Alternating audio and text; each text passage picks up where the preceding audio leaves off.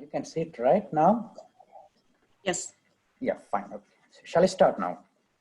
Yes. Yeah. Good morning, everybody. Thank you so much for giving this platform to share our small findings on search and open access publications in United Arab Emirates. My name is Khalid. I'm working as a technical service librarian at United Arab Emirates University. With me today, my colleague Reem Al-Shariani. She is also working as technical service librarian at United Arab Emirates University.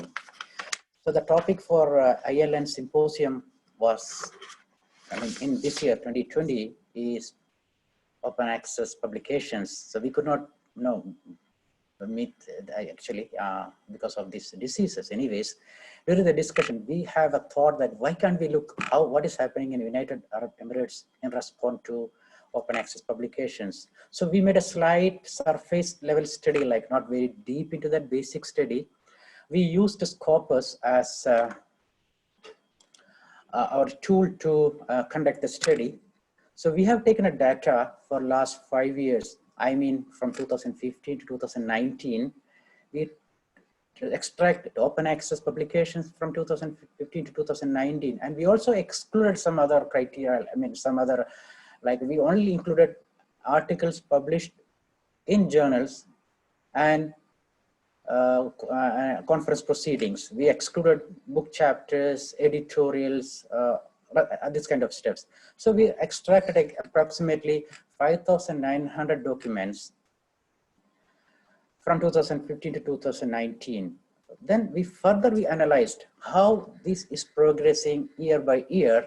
So we have seen that from 2015 to 2019, it is steadily progressing open access publications. So you can see the percentage, like, so from 2015, 651 to 2019, 1,888. It is really a surge, 190%.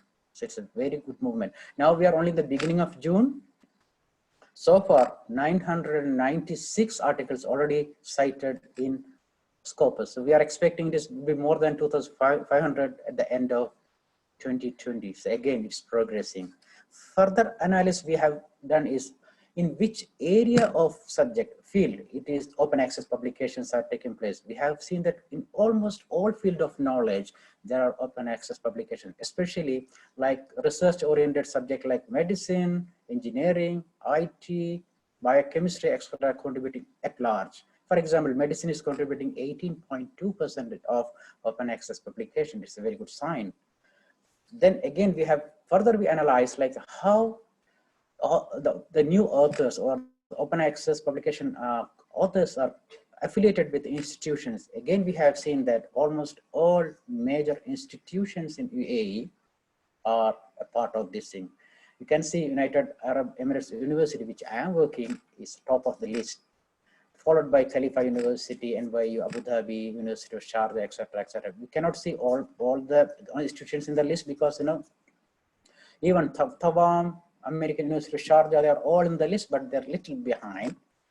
So the indication is very clear. All the institutions are involved in open access publications. So we thought, why can't we look into the other part? So far, we are discussing about publication part. Then we have thought how the acceptance level of this open access publication. Our findings were so interesting. What we have done, we have taken another data that includes conventional publications, means they're publishing in subscription journals. So again, the criteria is same. We included both open access and conventional publications, article publishing journals and conference proceedings from 2015 to 2019. So we extracted around 20,220 articles. Then we have taken the top 50 cited articles. Surprisingly, we have seen that 32 out of 50 top cited articles in last 5 years was open access. So this is the acceptance level of open access publications. So as I said before, we have done only the basic study. It's a huge topic. We all know that we can do further studies. We can dig into deep into that. We can see how the H index of authors affecting by open access publications, how the institution's ranking is affecting by by publishing open access publication? What is the vital role universities, libraries can play to encourage more and more researchers publishing open access publications? This is actually the point of discussion. This I am leaving to this floor to explore more on that. I know that my time is getting out, so thank you. So that's it. Thank you so much for giving this opportunity.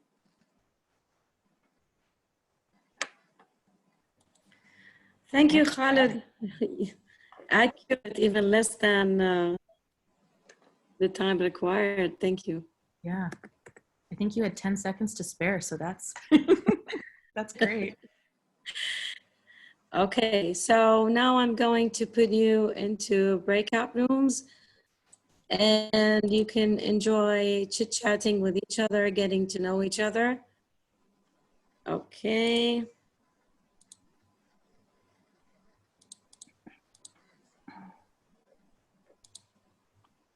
Here you go, and you will be coming back automatically after 5 minutes.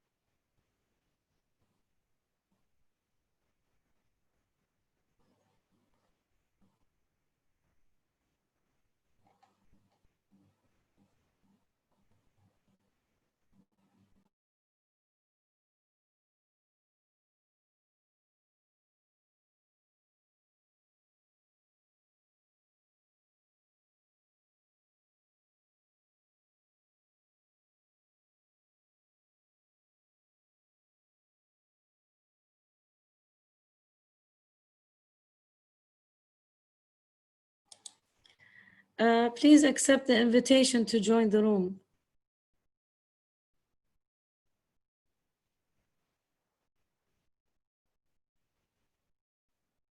Manisha,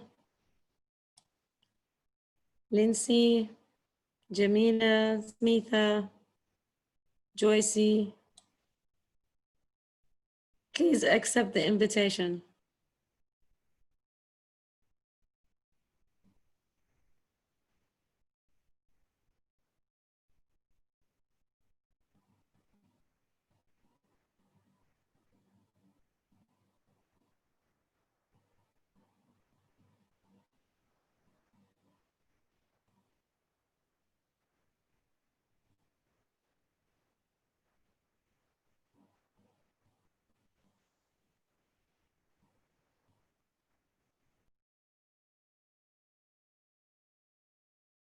Okay, you can start. Yes, good morning everyone. My name is Ranjini. I am working as librarian in HCT CERT, Abu Dhabi, and CERT is Just, the Ranjini, just more volume, please. Your voice is not very clear.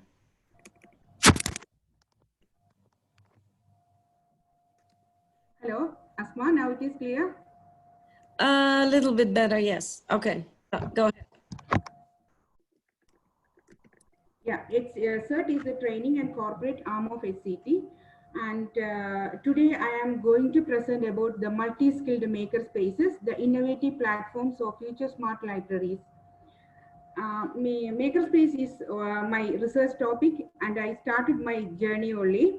And now today I am going to share about my experiences so far. What else I have the understandings about the about the makerspaces, and if there is any correction needed, or if, once you have expert ideas about or feedbacks, all are appreciative.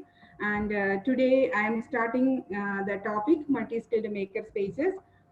And today I am going, the presentation outline is about a small introduction, then multi-skilled maker spaces, maker space mindset, and the tools, question and answers.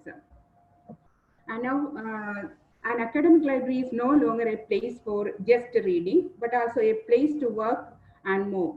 Generation Z is the newest adult generation, and they are better educated digital natives who read less, play video games, prefer learning experientially, and they are like the personalized learning, collaborative, and they are multi-skilled.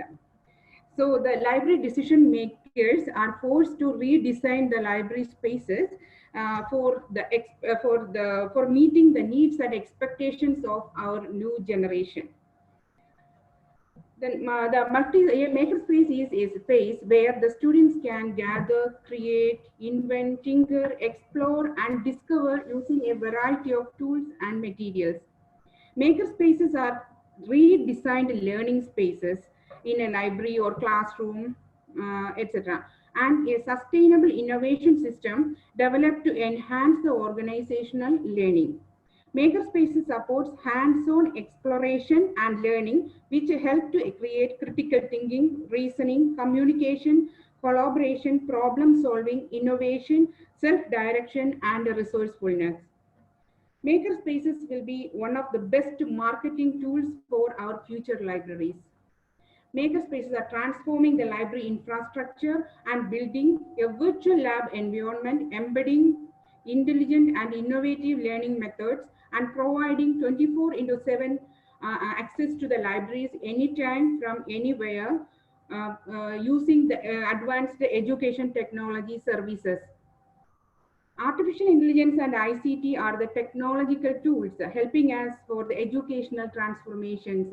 And currently we are experiencing the education transformation, digital transformations like the realities like augmented reality, virtual reality, and mixed reality experiences.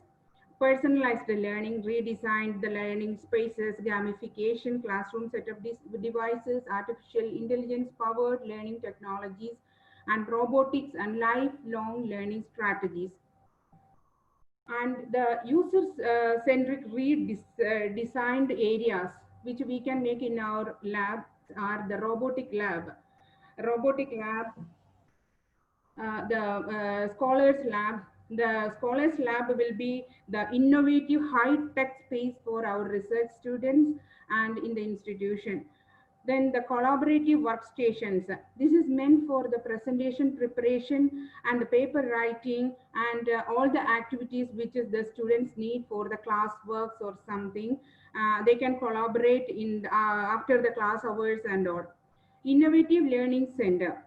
The Innovative Learning Center, here the information commons involve the innovative architectural space for the new technologies.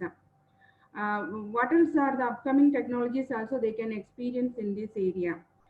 Lifelong learning zone, that is especially for our alumni and the researchers.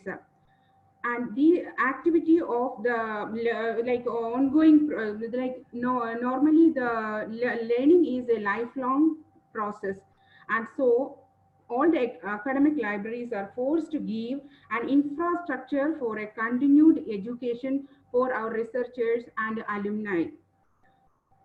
Then the language lab. We can introduce some interactive apps for the students, language students, and they can practice those using the iPads or PCs. And like independent learning center, we can use as a language lab also. Then about the virtual zone, the reality zone. There we can provide the virtual reality experiences and augmented reality experiences and the mixed reality. All the reality experiences we can create in this space. And the most important one we need to focus is the special needs zone.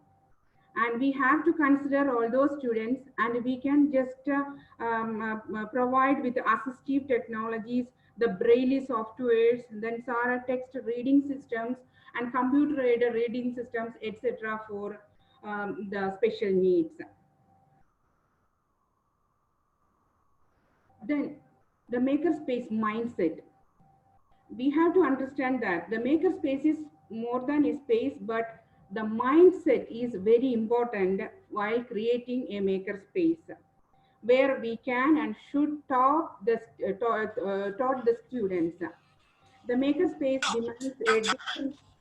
makerspace demands a different mindset. We have to start small and dream big. See possibilities in all available resources, explore emerging technologies, cost effective and community of users, and the great resources are the assets for will be the assets for the maker spaces. Then recognize and welcome user interest, provide materials and tools that allows flexibility, reuse and open-ended exploration. Create an environment that is welcoming, inclusive, and sensitive to the needs of all learning community. Areas to socialize, collaborate, think, and relax. And provide a space and culture that is physically, socially, and emotionally safe. And about the maker tools, there is no required or special needed to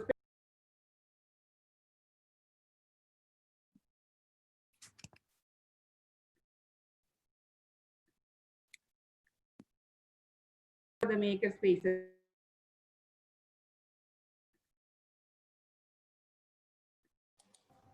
Okay, thank you, Ranjini. Thank you. Thank you all for listening. Thank you for your time and attention. Thank you. If anybody have any questions, please type it, or after we finish the next presentation, you can unmute and ask your question directly to the presenter. So now we have Muna and Mariam.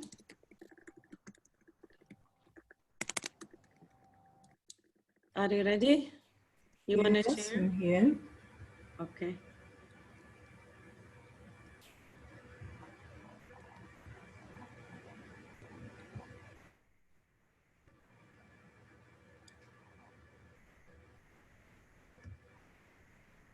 Hi, good morning, everybody. This is Muna from the National Medical Library, College of Medicine. Together with my colleague, Ms. Mariam, we prepared this presentation about integrating blended learning and information literacy, teaching with peer deck. So the content of this presentation is how we integrated this peer deck tool in our information literacy program. And we'll mention also what about peer deck, and we'll show some examples of interactive slides using peer deck and some feedback from students.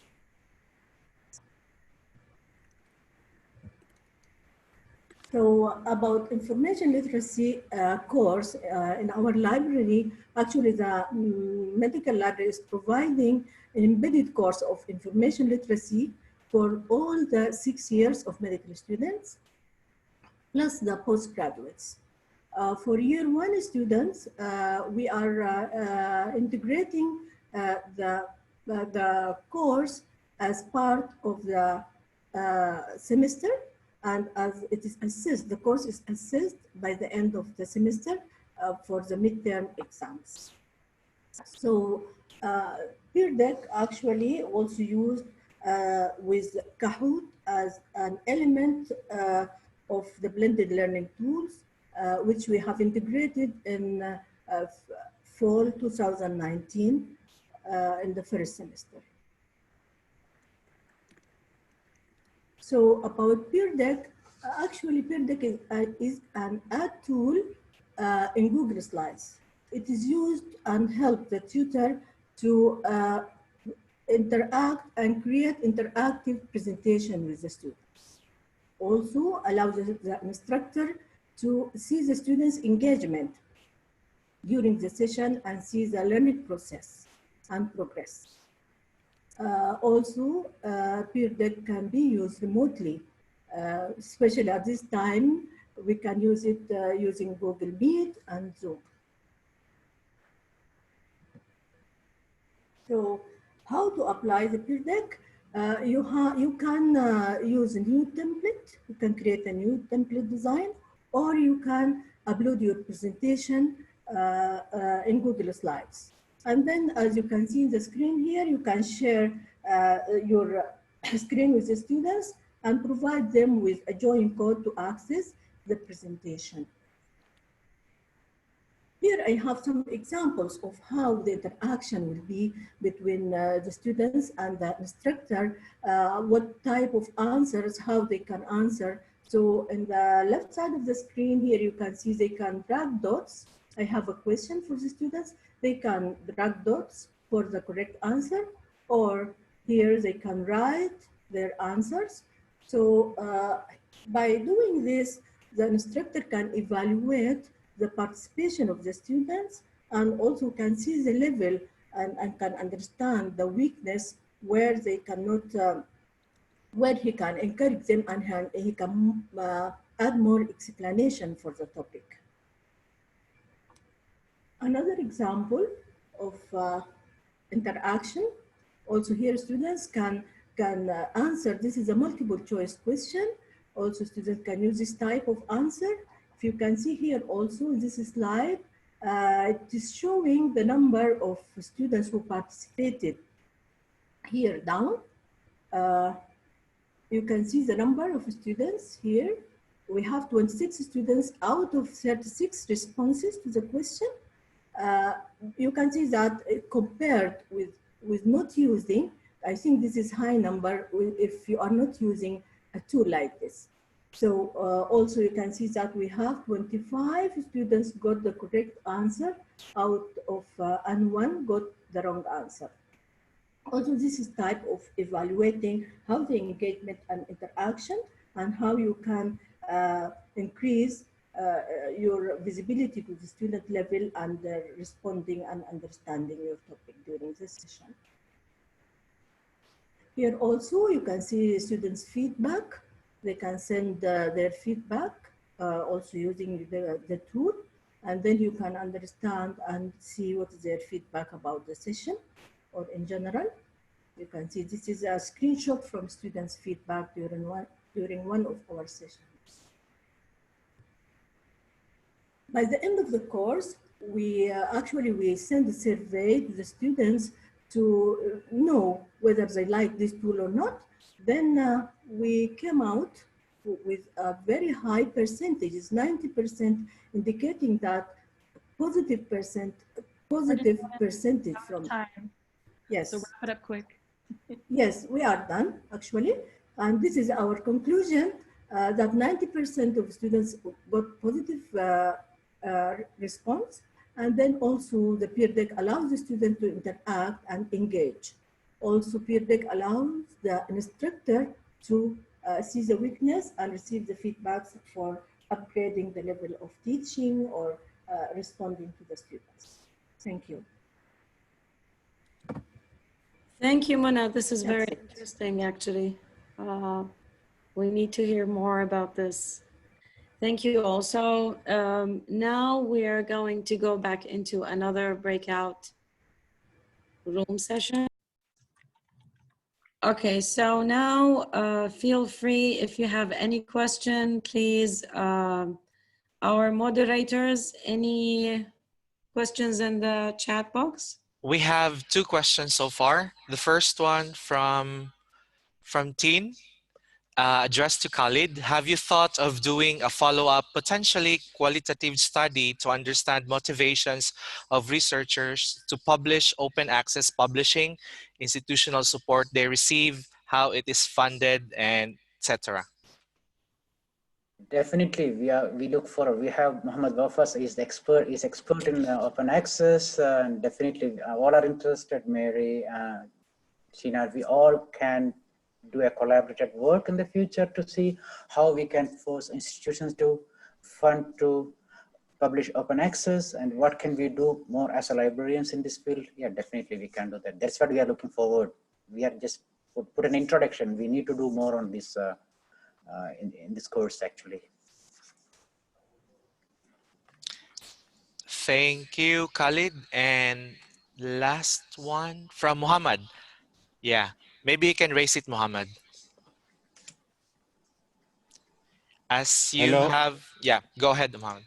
Yeah, I think, Khalid, I have just a comment on, it's not a question actually, because looking at the graphs you have showed, I think the data is based on SciVal, yeah?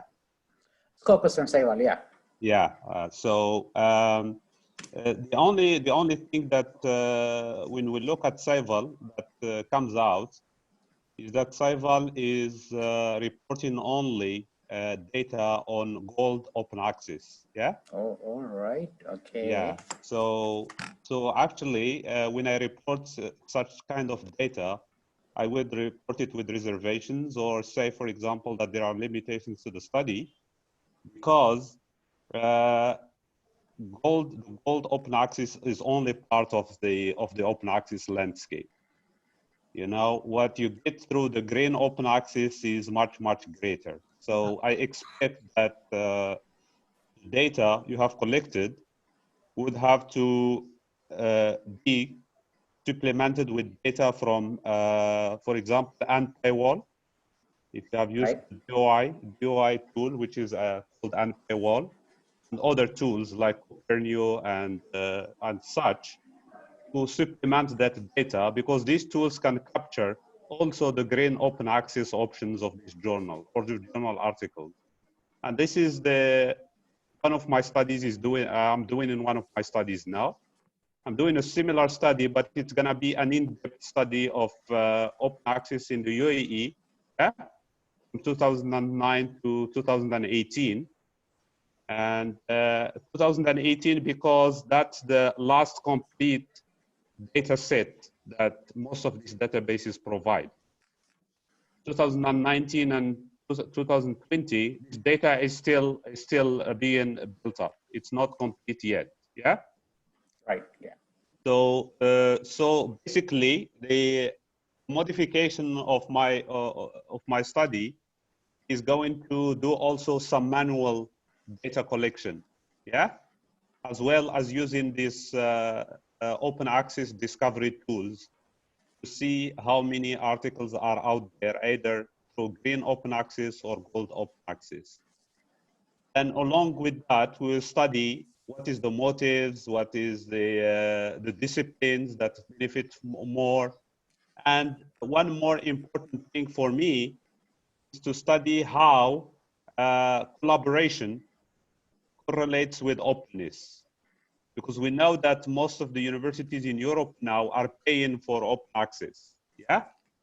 So what we will look at is whether actually people who publish from the UAE, when they collaborate from people with Europe, if that increases the openness, yeah?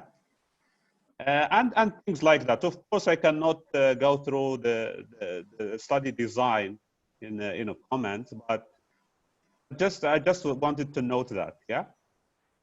And also, SciVal is too biased to their own products, by the way, yeah.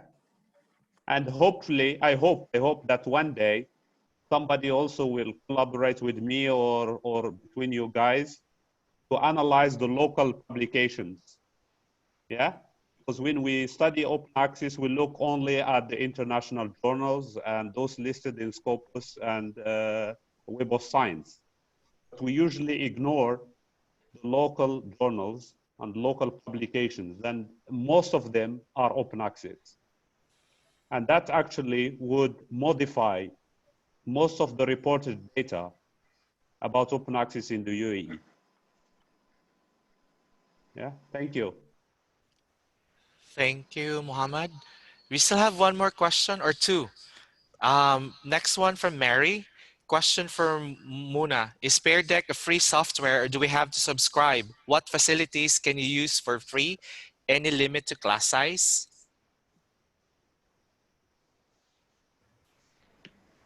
Yes, Ms. Mariam, can you go ahead and answer this question, please? Actually, we subscribe in Pear Deck for. Can you hear me? Yes. Okay, we subscribe in a free version. It's a trial for 30 days. And after 30 days, you cannot do any presentation until you subscribe for individual premium. So we just take it as a test and implemented in information literacy for that course. Mm. And if the student like it, as you see in the result, 90% of students like it. So we plan to subscribe for individual premium account. Oh, okay. Because we found more features compared with the basic one. Okay, thank you. We have another one from Marianne. For Rajani, is your makerspace part of student regular class schedule or is it independent? Hi, Marian. This is for both, especially for the language classes, the groups. We are using in the classroom. That time we are using the iPads with interactive apps for the language students. We are sending to the classroom and they are doing the same. We have around 52 apps for the same.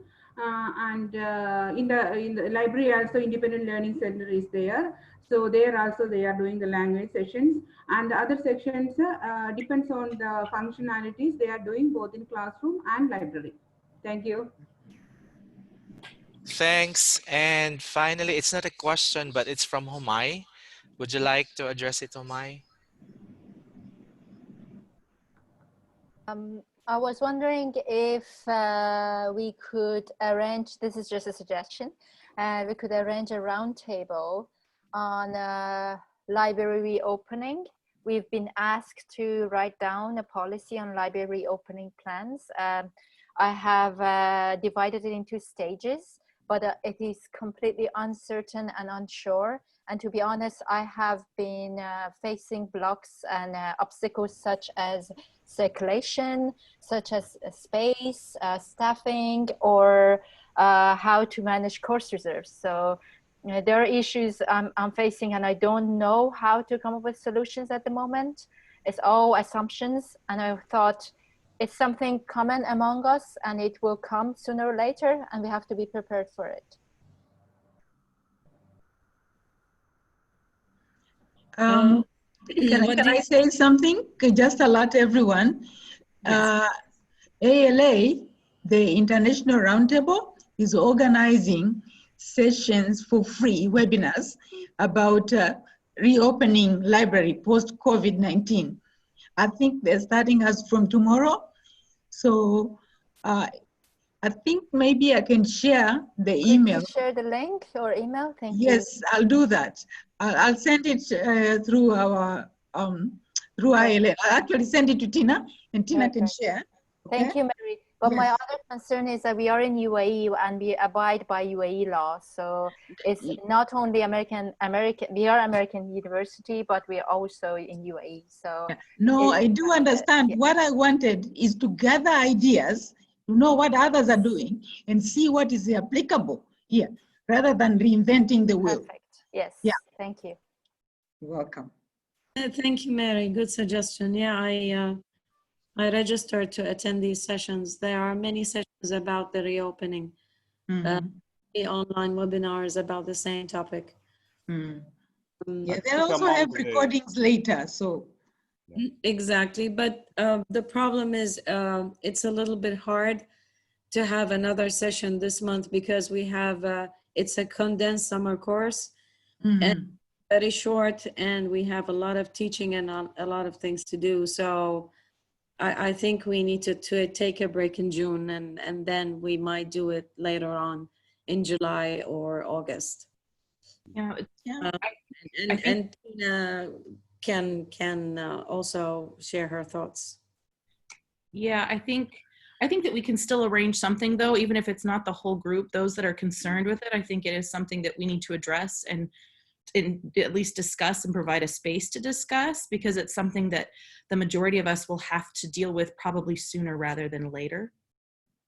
I think some people can learn from the experience of the few libraries who have already started. Like HCT, I think, are back and working. So maybe they could do one session or one day where they can talk to the other people and share how they have arranged the transition back to campus.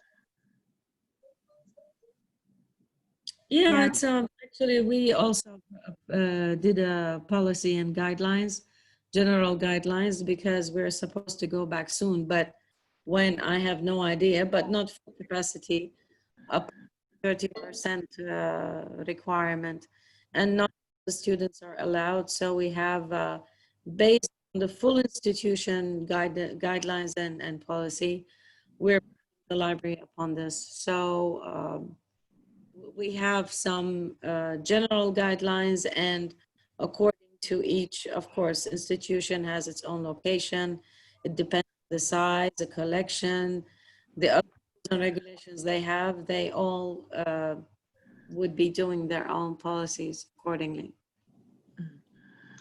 Asma, sorry, there are some questions here. Is anyone else having trouble accessing ILN website today? Me. What do you mean by ILN website? Do you mean the blog or the virtual session? Lindsay can probably Yeah, elaborate. Lindsay? I don't Well, know. the actual blog itself, I tried to log on to it several times today. And The it blog. just, yeah. It could be the WordPress is down for maintenance or something. I haven't checked it. Okay, thank you. Welcome. I wanted to share a bit what we do at Zayed University. We have students and faculty, students who are graduating and faculty who are leaving. So what we've done, we've put the book drop boxes by the entry gate because they're not allowed to come through campus. Now, once the books are dropped in there, the technicians can collect, but they don't check them in until 24 hours. After 24 hours, they check them in. And regarding payments of lost books or whatever, we have worked with the Department of Finance. They've been given bank account details. They deposit directly and we get confirmation that they paid. And plans for the future, we will follow. Actually, I've read about several international organizations, libraries, what they do. So we are creating a policy and procedure. And luckily, our supervisor, higher administration is very supportive. Everybody wants us to be very careful. So we hope we will leave the materials for 3 days without checking them in. Currently, we are also searching for invoices for book sanitization machines. We plan to have 3 on each campus, like 3 in Dubai and 3 in Abu Dhabi, where we have the book drop points. Then we'll sanitize the books. And we'll use the current funds that we have, and hopefully in December we'll get more money. Yeah, so that's what we are doing for now, but we're in the process of creating a more solid policy and procedure.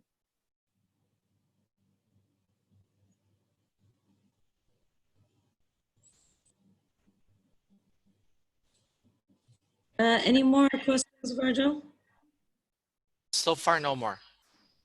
Okay, if you don't have any more questions, thank you all for joining us today, and thank you for attending, and hope to see you in coming sessions. And we're open to your suggestions. Send us emails to our listserv, and we're happy to get all suggestions from all of you.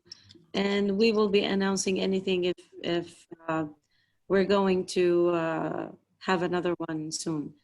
Tina, mic is yours. I think that's all for right now. I think you've said it all. Us on the board will hopefully meet soon so that we can kind of discuss getting some more things set up so that we can kind of respond to some of these more immediate needs. And otherwise, we might take a bit of a break in July, as Asma had mentioned, just to kind of give people a, I don't know, staycation.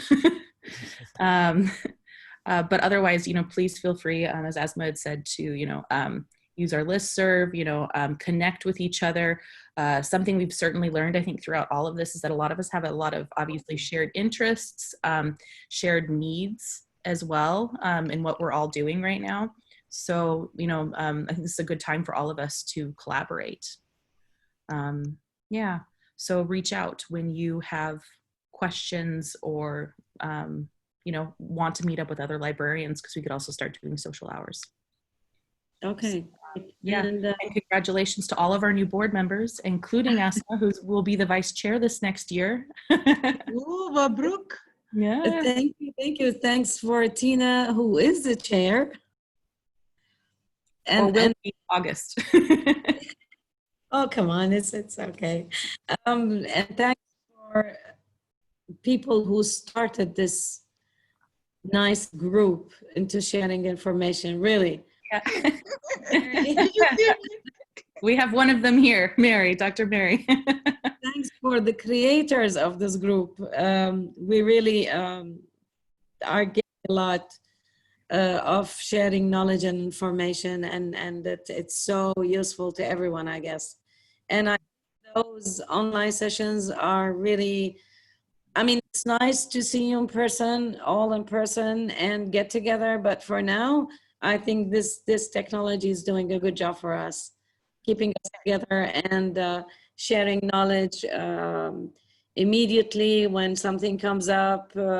We can also always create a session or a closed meeting or a round table and discuss and share our information, experience, and knowledge. Thank you all for joining us. I will send you certificates next week. If I'm late, forgive me, but it's kind of busy. We just started teaching. So thank you all. Nice to have you, and have a good day and a nice weekend. Please take care, especially those who are back to work, and stay safe. Take all the precautions, your gloves, your masks, and have a nice and joyful weekend.